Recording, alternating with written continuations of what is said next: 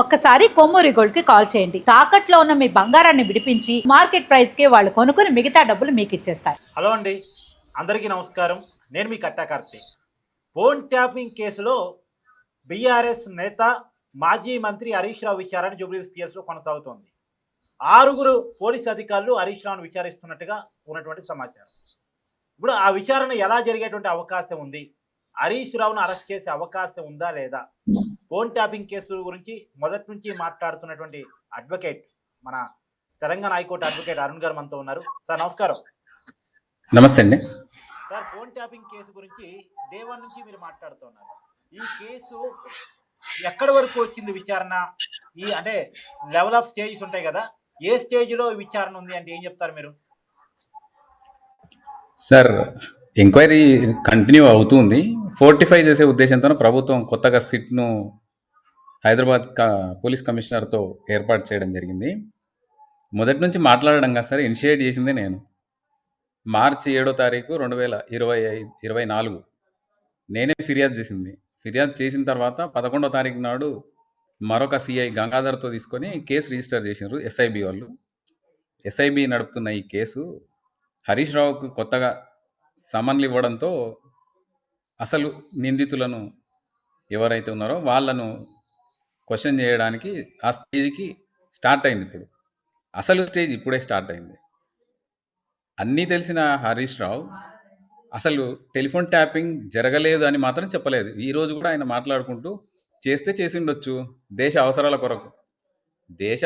కొరకు సినిమా హీరోయిన్లతోనేం పని, సినిమా పరిశ్రమలు ఉన్న వాళ్ళతోనేం పని, మామూలు మండల స్థాయి కార్యకర్తలతోనేం పని, మండల స్థాయి నాయకులు. నిజంగా సినిమా పరిశ్రమకు సంబంధించిన వాళ్ళ ఫోన్ ట్యాప్ చేశారా? ఖచ్చితంగా జరిగింది సార్.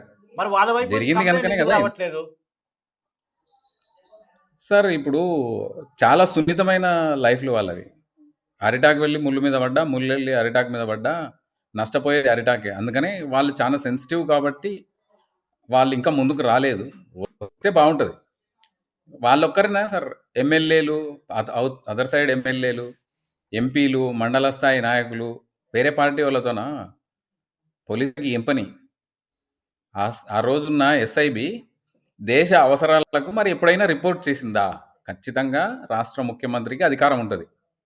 తనకున్న హంగు ఆర్భాటాల్లో అంగాల్లో ఎవరైనా సరే ఇన్ఫర్మేషన్ సేకరించుకునే వ్యవస్థ ఉంటుంది. కానీ నేను ముఖ్యమంత్రి అని చెప్పి అడ్డగోలుగా ఇన్ఫర్మేషన్ తెప్పించుకునే అవకాశం ఎవరికి లేదు. There must be A procedure, one should follow the procedure.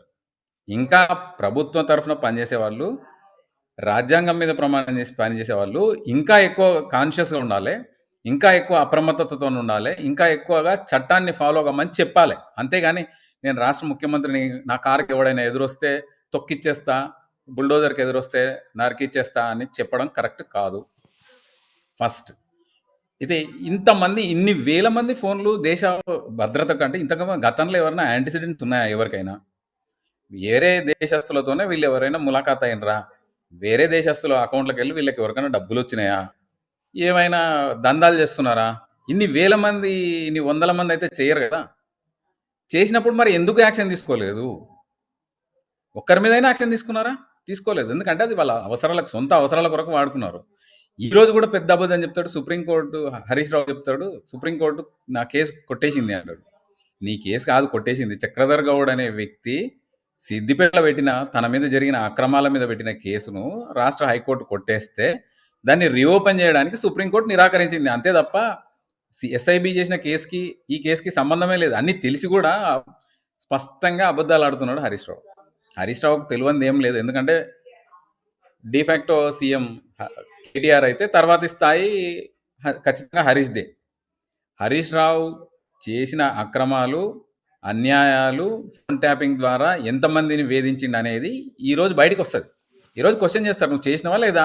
నీ ఫోన్ నుంచి ఫలానా ఎస్ఐబి ఆఫీసర్ ఫోన్కు ఫోన్ కాల్ ఎందుకు వెళ్ళింది? ఇవన్నీ అడుగుతారు. నీవేమైనా నీ మెసేజ్లో నుంచి, నీ వాట్సాప్ మెసేజ్లో నుంచి ఎవరి ఫోన్ నెంబర్లు అయినా పంపించినవా? పంపలేదు అంటే తీసి ముందర పెడతారు. ఫలానా టైంలో నీవు ఎస్ఐబి అధికారులకు ఈ ఫోన్ నెంబర్ ఇచ్చి ఎంక్వైరీ చేయమన్నావు, వాళ్ళకేమైనా యాంటిసిడెంట్స్ ఉన్నాయా? ఏమైనా పద్ధతి ఫాలో అయినరా?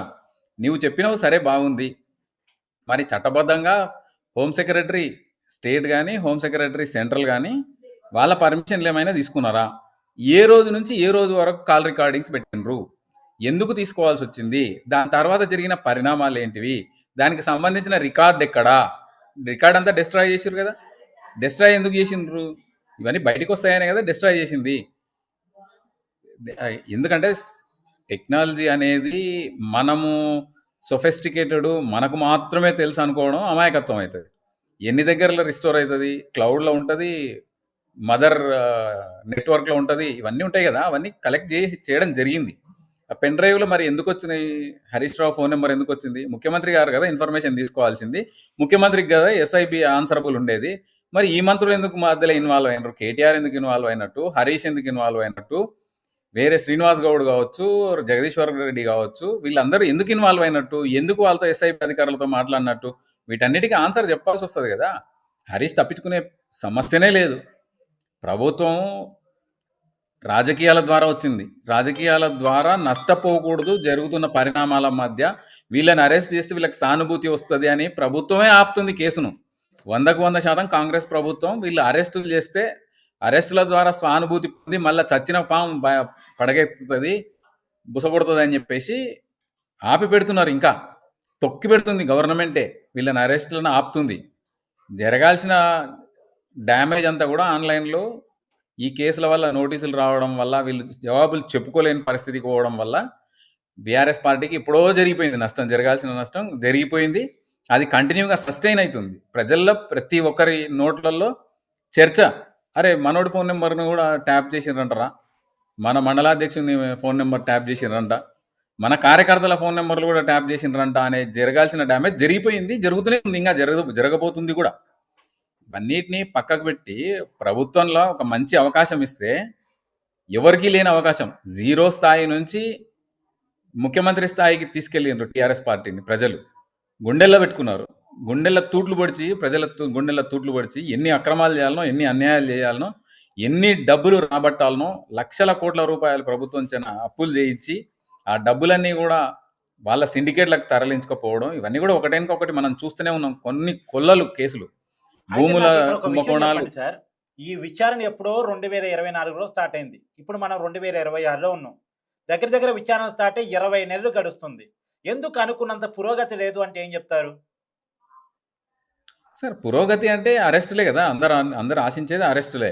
అరెస్టుల ద్వారా జరగబోయే డ్యామేజ్, గతంలో పక్క రాష్ట్రంలో ఆంధ్రప్రదేశ్లో చంద్రబాబు నాయుడు గారిని అరెస్ట్ చేయడంతో ప్రభుత్వమే పడిపోవాల్సిన పరిస్థితి వచ్చింది. అంటే సానుభూతి ఆ రేంజ్లో చంద్రబాబు గారికి వచ్చింది. అరెస్టుతో పరిస్థితులు మారుతాయి. అందుకే ప్రభుత్వం అరెస్టులను చేయకూడదు, చెయ్యమని కూడా చెప్పారు. రేవంత్ రెడ్డి గారు స్పష్టంగా చెప్పారు, అరెస్టుల కొరకు కాదు మేము చేస్తున్నది, ప్రజలకు నిజానిజాలు తెలవాలని చెప్పి చేస్తున్నామని మాత్రమే చెప్పారు. ప్రజలకైతే నిజాలు తెలుస్తున్నాయి కదా. పరంగా అరెస్టు చేయాల్సి వచ్చినప్పుడు చేయటమే కదా. మళ్ళీ దాన్ని మేము అరెస్టు చెయ్యము, తప్పుని మేము క్షమించేస్తాం అంటే కుదరదు కదా. అది ప్రభుత్వాల బాధ్యత కదా. చట్టం తన పని తను చేసిపోవాల్సిందే కదా. 100% మీరు చెప్పింది కరెక్ట్. కానీ చట్టం కదా చేయాల్సింది, ముఖ్యమంత్రి గారు కాదు కదా అరెస్ట్ చేయాల్సింది. అవును, ఐఓ ఆఫీసర్. అదే నేను అడుగుతుంది కేవలం రేవంత్ రెడ్డి గారిని కాదు, నేను ప్రభుత్వం జరుగుతున్న విచారణ అడుగుతున్నాను. ఎందుకు జరగాల్సినంత పెద్దగా పురోగతి లేదు కదా అనేది. సార్, ప్రభుత్వంలో అధికారులు భాగమే. గతంలో ఎస్ఐబి ముఖ్యమంత్రికి చెంచా కింద పనిచేసింది. అంటే వాళ్ళు కూడా ముఖ్యమంత్రి మాటిన్నట్టే కదా. అధికారికంగా ఏ డైరెక్షన్స్ ఉండవు, అనధికారికంగా కనుచూపు తో శాసిస్తారు. అదే జరుగుతుంది ఇక్కడ కూడా. ఇప్పుడు కూడా అదే జరుగుతుంది.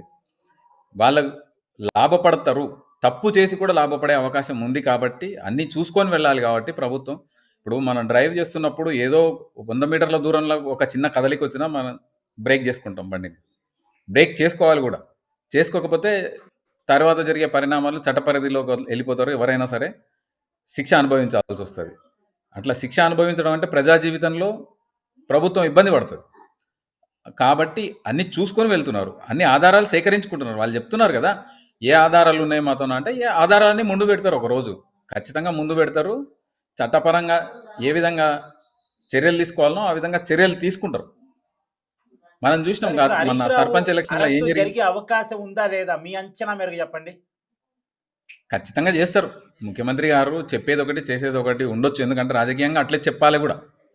అది అవతల వాళ్ళకు వాళ్ళ వ్యూహంలో బలి కాకూడదు.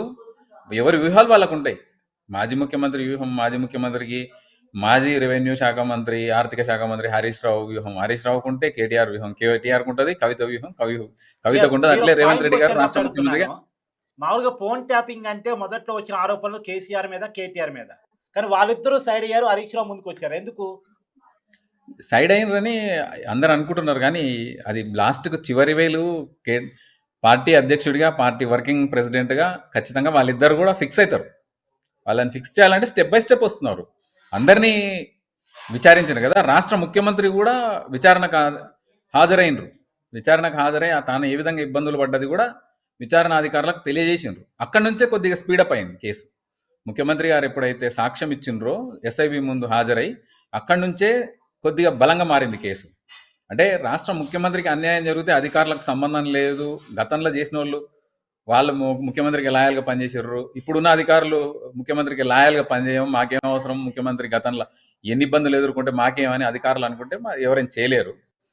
కాదు, ఖచ్చితంగా అప్పుడు ఎంత లాయల్గా పనిచేసారో మరి ఇప్పుడు మేము కూడా అంతే లాయల్గా పనిచేస్తాం.